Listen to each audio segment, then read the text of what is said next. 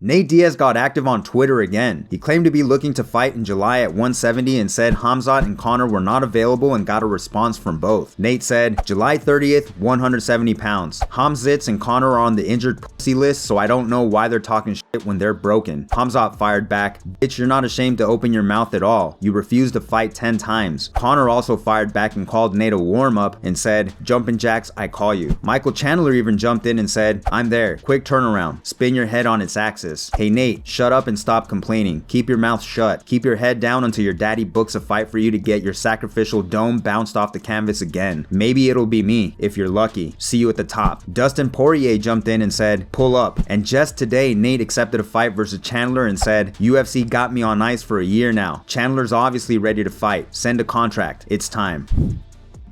When Dana White's War Room leak occurred and showed a possible fight between Nate Diaz and Khamzat Chimaev being booked for July 2nd at UFC 276, it left us wondering whether the fight was confirmed. During the UFC 274 televised event, the production team posted the fight card for UFC 276, and Khamzat vs. Nate was noticeably absent. Well, at the UFC 274 post-fight presser, Dana was asked about the leak and whether the fight would take place. He responded, when we go in there, we'll have placeholders in place. None of that stuff are done deals. Some of those are just placeholders. Some of them are done, and some of them aren't. I don't know if Diaz versus Khamzat will happen. Brandon Moreno vs. Kai Kara-France has been made official for an interim title bout for UFC 277 on July 30th. The two have already fought one another, with Brandon winning the bout via unanimous decision back in 2019. The current champ Deiveson Figueiredo is dealing with a hand injury currently and mentioned in the past that he would be insulted if the UFC created an interim belt during his recuperation. We'll have to wait and see how he reacts to these news. As I reported in my previous video, Anderson Silva felt that he was treated disrespectfully by the UFC after winning only 1 of 9 of his last fights. Silva claimed that the UFC kicks you out and tries to destroy your career afterward, so you don't fight anywhere. Well, Dana White heard Anderson Silva's accusations and it took him by surprise. Dana said, what the fuck is Anderson Silva talking about? When have any of you heard me talk negatively, except for the fight in Abu Dhabi, about Anderson Silva? Never. I've never talked bad about Anderson Silva. Not only that, we let the guy fight through his contract. He lost 7 of his last 8 or 8 of his last 9 fights. I don't know where the hell this is coming from him that then I started trying to make it so he couldn't make money after. I said Jake Paul's looking to fight somebody. Fight Anderson Silva. That guy's out there. He's available. And he's 47 years old. It baffles me. His son hits me up and wants to come to fights. Absolutely. This is his house, if he ever wants. That came out of left field and it makes absolutely no sense to me. Unless you guys have heard me say something that I don't remember saying, the only time I ever said anything negative about Anderson Silva was in Abu Dhabi after that fight.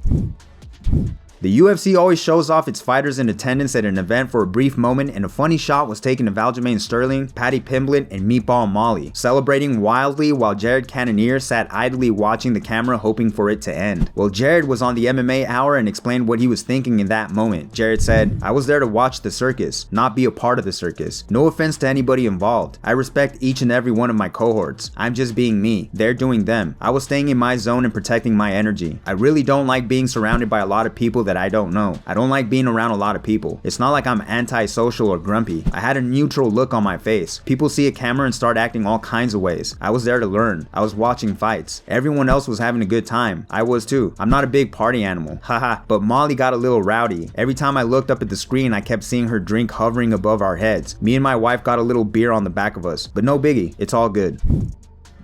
After Tony Ferguson suffered his devastating KO loss to Michael Chandler at UFC 274, it left many fans wondering how Tony would feel about the sport now. Well, Tony seemed to take it well as he posted an IG story saying, I'll be back, and then jumped on Twitter and said, congratulations to Michael Chandler on his victory at UFC 274. Had lots of fun in there. You fans are fucking wild. I love this shit. Feels good to be back and hungry again. We were just getting started. Best of luck in your next fight, champ. Hashtag for the love of the game. Champ shit only. Michael Chandler said, if you don't love Tony, you're not an MMA fan. Proud to compete against you, champ. Champ shit only. Khamzat Chimaev also sent Tony praise in a tweet and said, keep your head up. You are already a legend in this sport, Tony. Conor McGregor may have been tired of getting called McNuggets by Tony enough that he celebrated his defeat on Twitter by first posting, I was the first to start football punt kicks to the face of standing opponents. This is my debut. I call it the over the bar kick. Then he posted Anderson's famous KO front kick of Vitor Belfort and said, textbook karate. Mine was a football volley. Compare the snaps. Anderson kicks a football like that, it's not not even clearing 20 yards. Then he posted a meme of Tony getting turned into a chicken McNugget after getting kicked to the face and said, "Nasty Mac." Tony responded, "Ah, there's my bitch. Next time tag me, pussy. Coming after you and your crew. McNugget stays with you, fake. Can't take what's not yours anymore, thief. Still got no sauce and no balls, McNuggets. I'll see you and your crew soon. Coming after your gold leprechaun. Champ aka El Savvy. Champ shit only." Charles Oliveira had some words of encouragement and said, "We're among big dogs. Up and downs are part of our journeys. I admire you a lot, Tony. You have history inside the octagon. Head up, El Cucuy. If you wish, let's train together in Shootbox headquarter in Sao Paulo for your next fight. You're a brother." Tony responded, "I'm glad you listened. Way to stay focused, Chuck. Champ shit only. Don't let your team let you miss weight again, okay, buddy? We'll see you soon, kid. Be good, champ." Khabib Nurmagomedov decided to jump on Twitter after UFC 274 and tried to arrange a fight between Islam Makhachev and Charles Oliveira. He said, "Dana, you have no other choice but to make Oliveira versus Islam fight in Abu Dhabi the 22nd of October. Perfect date, perfect location, perfect opponents with perfect winning streaks. 10 versus 11. Why does Makhachev have to do a contender fight if there's no champion in this division?" Makhachev said, "Congrats, Charles, and see you in Abu Dhabi for the vacant belt."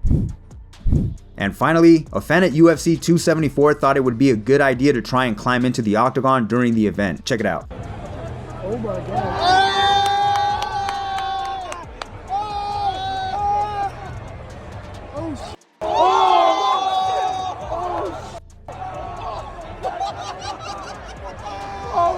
As always, guys, if you liked the video, make sure to hit that like button for me. If you're new, subscribe and hit that notification bell to stay up to date. Thanks for watching.